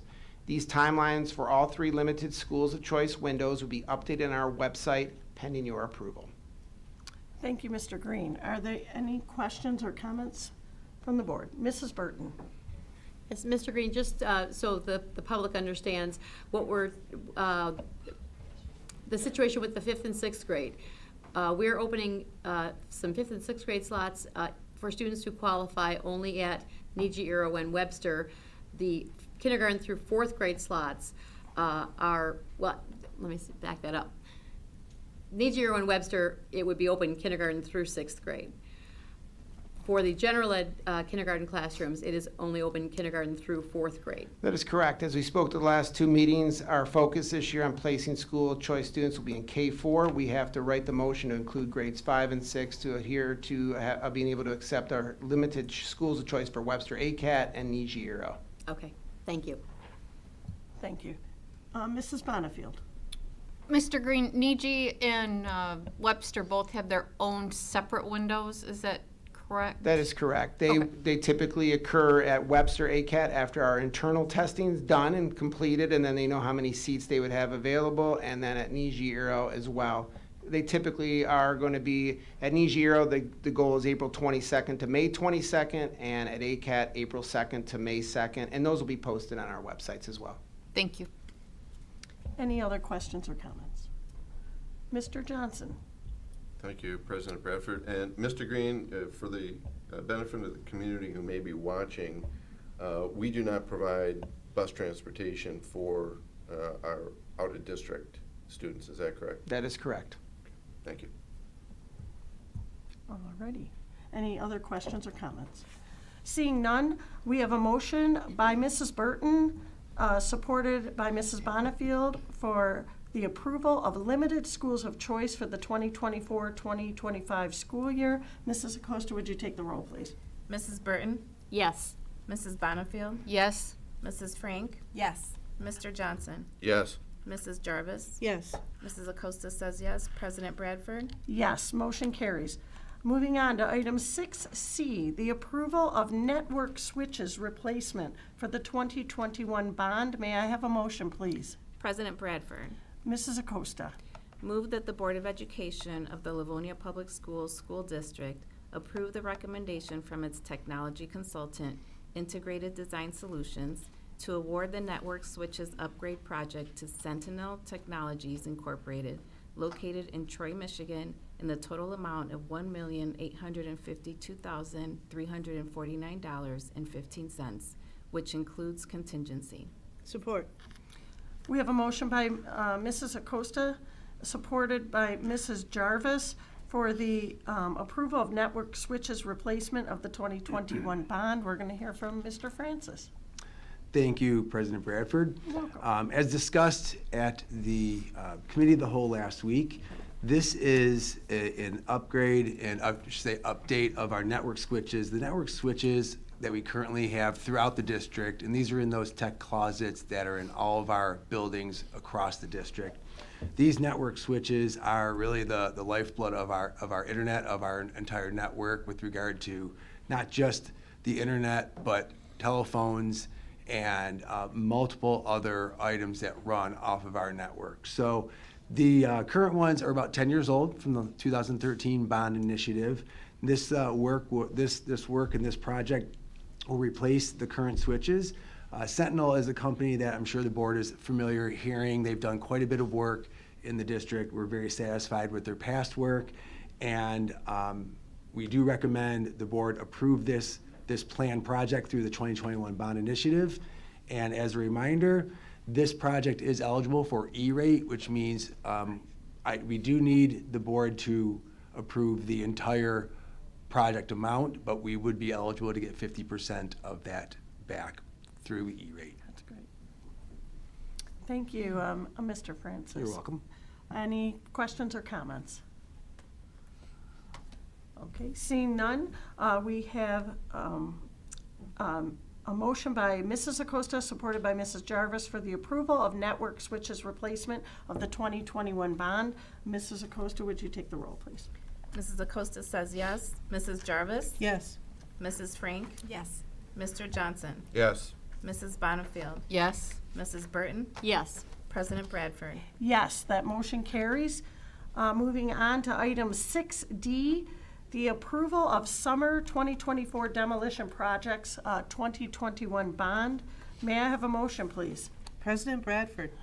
Mrs. Jarvis. Move that the Board of Education of the Livonia Public Schools School District approve the recommendation from its owner's representative, Plant Moran Real Point, and its construction manager, Clark Construction Company, to approve Blue Star Inc., located in Warren, Michigan, for the selective demolition rebid of the Phase 3 bid package number 2 for 2024 renovations at Hayes Elementary, Hoover Elementary, Roosevelt Elementary, Holmes Middle School, Stevenson High School, Franklin High School Pool Room, and Churchill High School Pool Room in the total amount of $882,585, which includes costs for hard construction, fees, and contingency, and authorize the superintendent or her designee to negotiate and execute final contracts on behalf of the Board of Education with the awarded contractors. Support. We have a motion by Mrs. Jarvis, supported by Mr. Johnson, for the approval of summer 2024 demolition projects 2021 bond.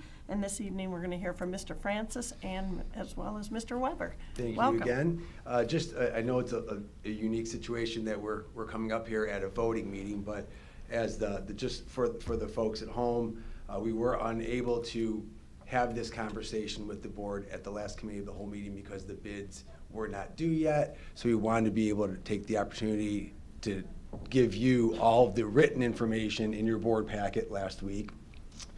Also give you the opportunity to hear orally, verbally, the information and explanation.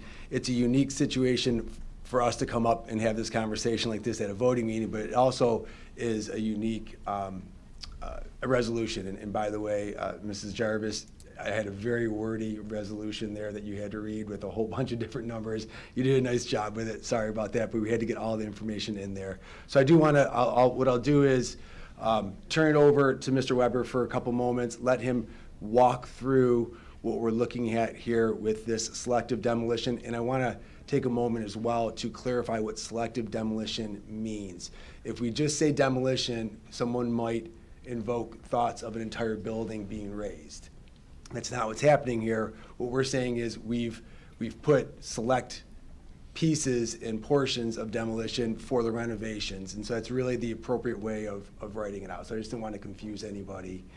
That's why we use the phrasing select demolition. But what I'll do here is I'll turn it over to you, Mr. Weber, let you talk for a few, and then we'll answer any questions if there's any type of confusion of how we get to the amount. We wanted you to be to have the number that Blue Star had bid for this work, but that's not the number we're asking for, and there's a reason for that. Thank you, Mr. Francis.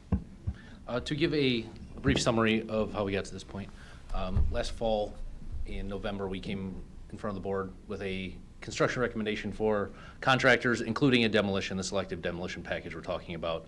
The contractor that was awarded went through a typical bidding process, post-bid interviews. We brought forth a recommendation. Following that process, Clark Construction, working with that contractor, was unable to get them to sign the contract. They had requested additional terms and conditions of the scope and of the contract that they hadn't brought forth prior to that point.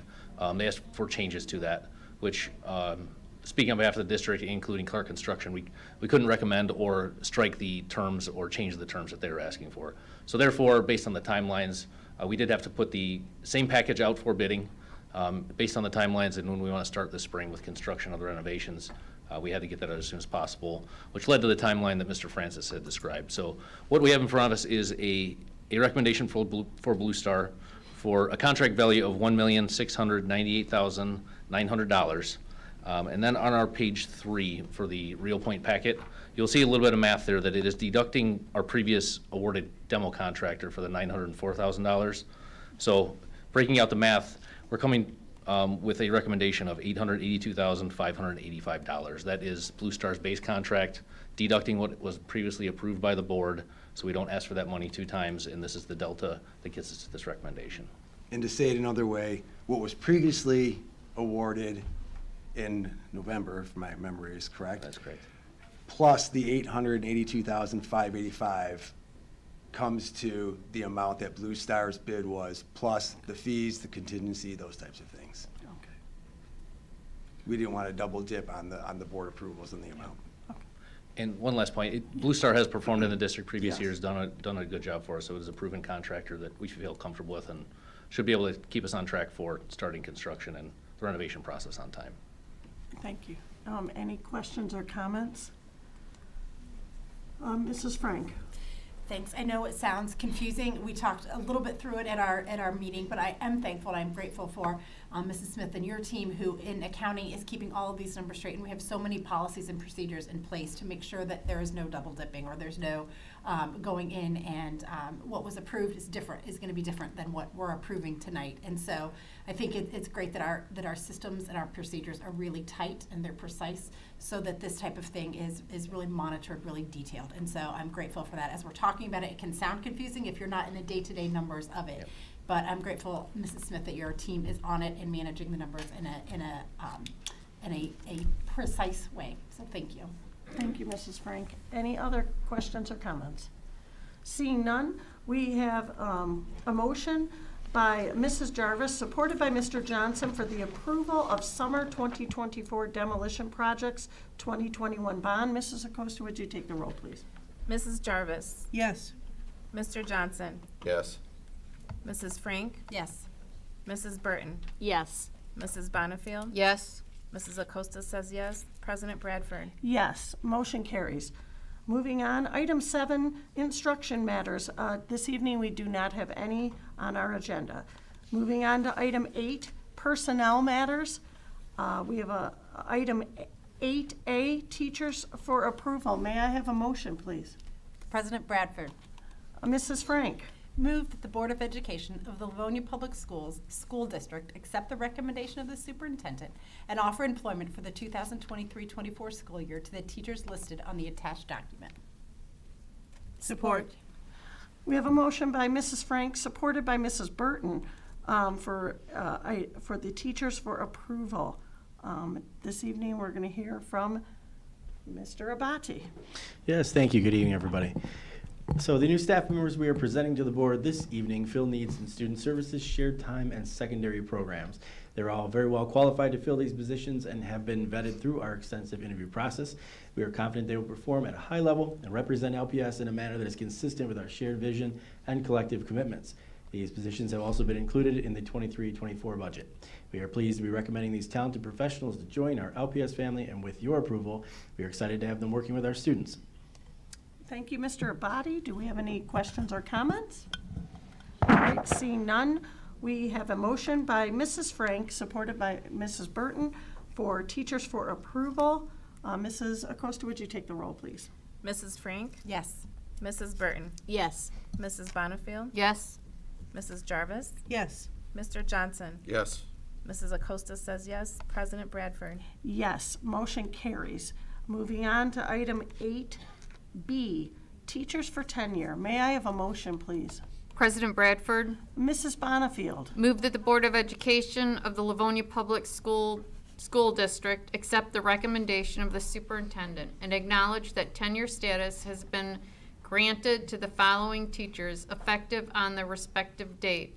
Michelle Guyman, February 8, 2024, and Jill Griezak, February 28, 2024. Support. We have a motion by Mrs. Bonnefield, supported by Mrs. Frank, for teachers for tenure. This evening, we're going to hear from Mrs. Keats. Good evening. Thank you. Our teachers for tenure on this agenda have successfully completed the district's requirements for probationary teachers, including years of service, evaluations of overall performance, and documentation of student growth.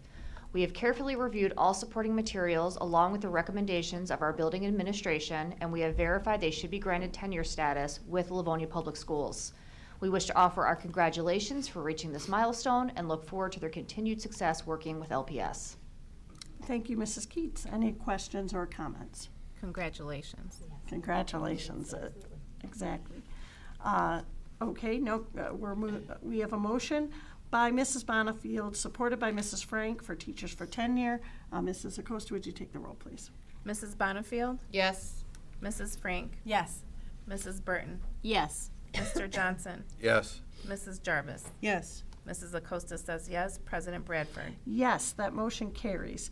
Moving on to 8C, resignations. That is for board information only. Moving on to item 8D, leaves of absence. May I have a motion? President Bradford. Mr. Johnson. Move that the Board of Education of the Livonia Public Schools School District accept the recommendation of the superintendent and approve the request for a leave of absence as listed below. Devin Jaworowitz, February 21st, 2024. Support.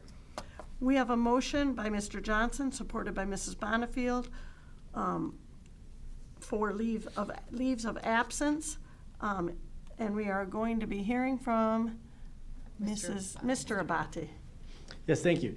So the staff member listed in your documentation is requesting a leave in accordance with their collective bargaining agreement, and we ask that you please approve the leave as presented. Thank you, Mr. Abate. Any questions or comments? Seeing none, we have a motion by Mr. Johnson, supported by Mrs. Bonnefield, for leaves of absence. Mrs. Acosta, would you take the roll, please? Mr. Johnson? Yes. Mrs. Bonnefield? Yes. Mrs. Jarvis? Yes. Mrs. Burton? Yes. Mrs. Frank? Yes. Mrs. Acosta says yes. President Bradford? Yes, that motion carries. Moving on to item 8E, retirements. May I have a motion, please? President Bradford. Mrs. Burton. Move that the Board of Education of the Livonia Public Schools School District adopt the attached resolution of appreciation for services rendered by Cheryl Caskey. Support.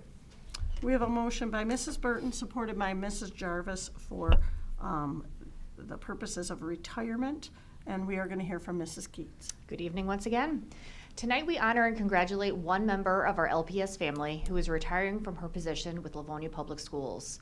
Cheryl Caskey gave 22 years of service to LPS as a bus driver in the transportation department, working as part of our excellent transportation team who ensured safe travels for our students to and from school every day and the various activities beyond.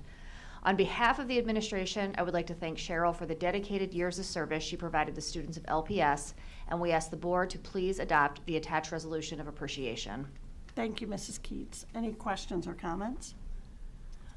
Yes, I would just like to thank her. 22 years as a bus driver. Good Lord, she deserves retirement. And she kept our kids nice and safe for all those years. So thank you so much for all your years of service. I think that's wonderful. All right, we have a motion by Mrs. Burton, supported by Mrs. Jarvis for retirements. Mrs. Acosta, would you take the roll, please? Mrs. Burton. Yes. Mrs. Jarvis. Yes. Mrs. Bonifield. Yes. Mr. Johnson. Yes. Mrs. Frank. Yes. Mrs. Acosta says yes. President Bradford. Yes, motion carries. All right, at this time, we have come to the time where we are going to pivot back into our audience communications. Again, you have 3 minutes to speak, and Mr. Johnson will be recording that. If you hear a tone, that means that your time is up, and we would like you to respectfully finish up your comments. And we'll go ahead and continue. I have Lily McKinley. Is Lily still here? Great.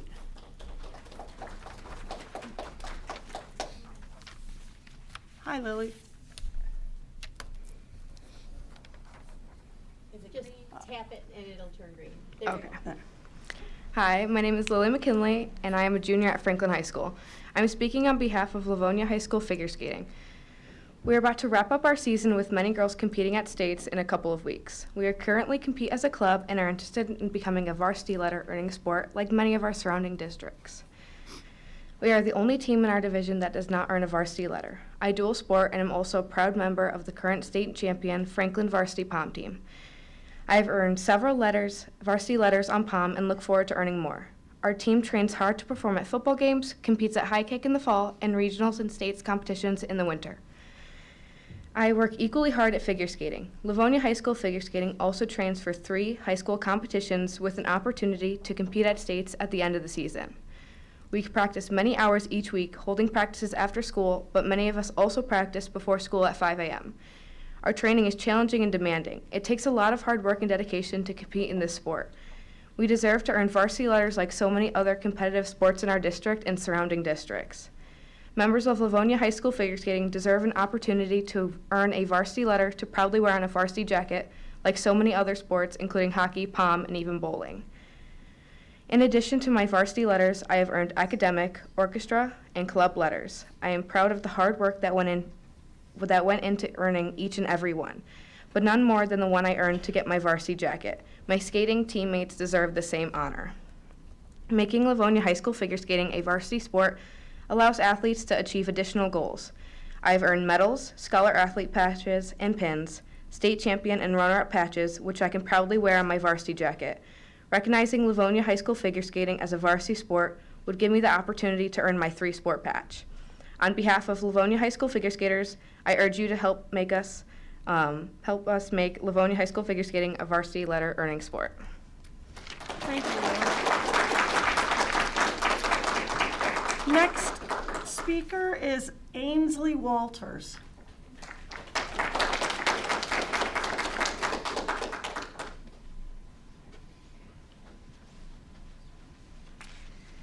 Hello, my name is Ainsley Walters. I'm in 10th grade at Churchill High School, and I have been skating for 11 years.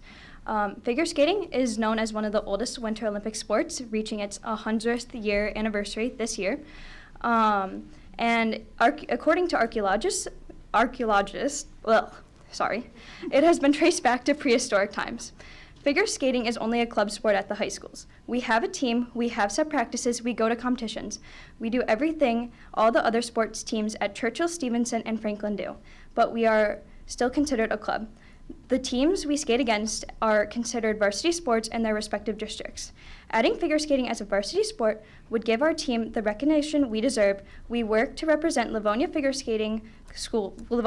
Schools, with pride, hard work. Making figure skating a varsity sport would allow our skaters to be seen in the community as varsity athletes as they sport a varsity jacket with our school name. Thank you for your time and consideration of this matter. Thank you, Angie. Our next speaker is Ovia Jasinkar. She left. She was going to speak on figure skating. Okay. Yep. Is Ovia still here? Okay. All right. Our next speaker is Bianca Savello.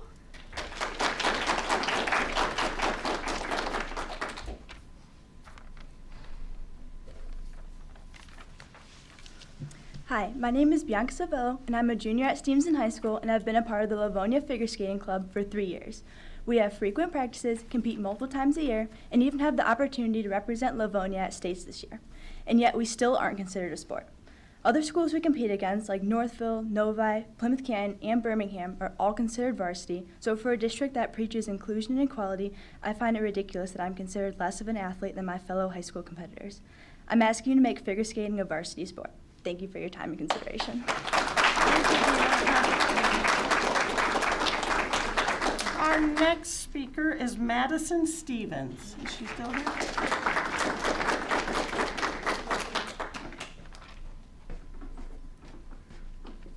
I'm Madison Stevens. I'm a sophomore at Franklin, class of 2026.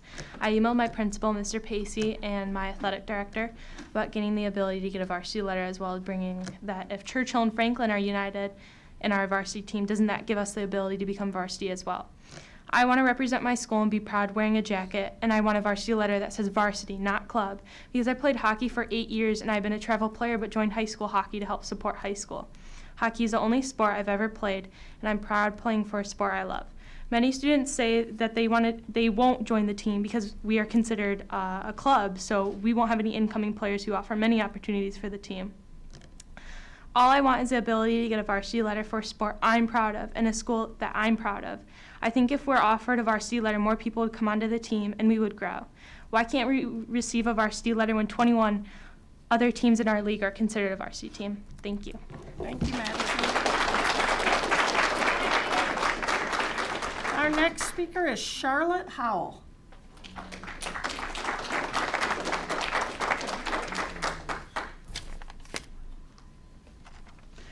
Hello, my name is Charlotte Howell. I'm a sophomore at Stevenson High School. I'm here to talk about the Livonia United Girls Hockey Team, and I ask why our efforts are not considered good enough to be awarded a varsity letter. We follow the same academic requirements that other sports team has. We practice 2 to 3 times per week and have games once or twice a week. We compete against over 20 other girls' high school teams across the state of Michigan. I understand that MHSAA does not recognize girls' hockey as a varsity sport, and I am not asking Livonia Public Schools to change the rules. However, the girls we compete against are awarded a varsity letter from their school and are referred to as a varsity hockey team. Livonia is one of the only, if not the only, school that is not recognizing girls' hockey as a varsity letter or in name. My team wants to be treated the same as other girls' hockey players in the States, also the same as boys. I get jealous when I go to the hockey boys games and the stands are filled with fans, but at our games we are forgotten because we're just a club.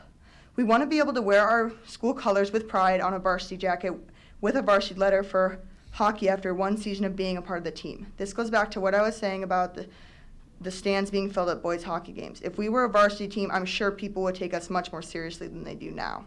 I'm asking the public schools to follow the lead of other schools who are treating their girls with equity to the boys, giving their girls a sense of belonging and inclusion by giving Livonia United Hockey the same opportunity as hockey players. Thank you for your consideration. Our next speaker is Brianna Penny.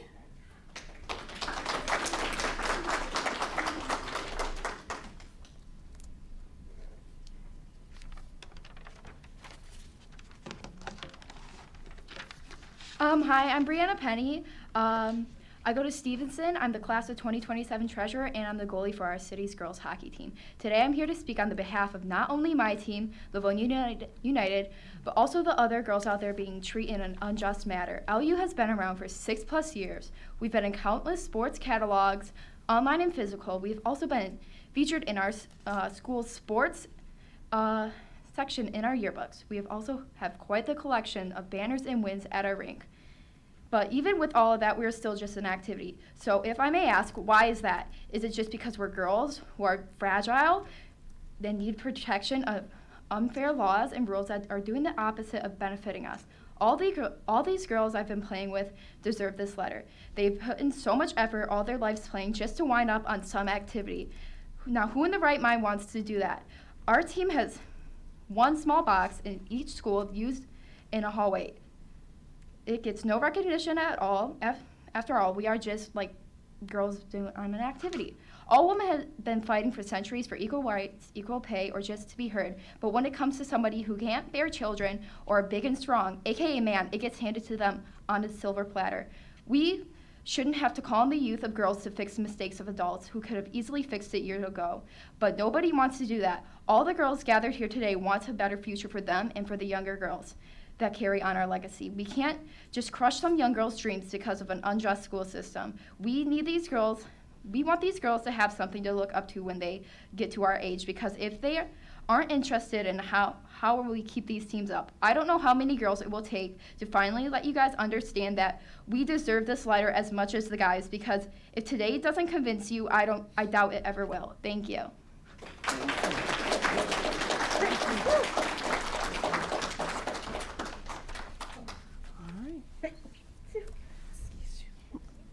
That's it for public comment. We're all set on the blue slips. We are going to move on to item 9, hearing from board members, and item A, hearing from board members. This is a time when our board members are able to speak on whatever topic they would like. Is there anybody that has anything that they'd like to speak about this evening? Anyone? All right, seeing none, we are going on to item 10, our adjournment, and this meeting has come to an end, and we are adjourned. Thank you and good evening. Thank you.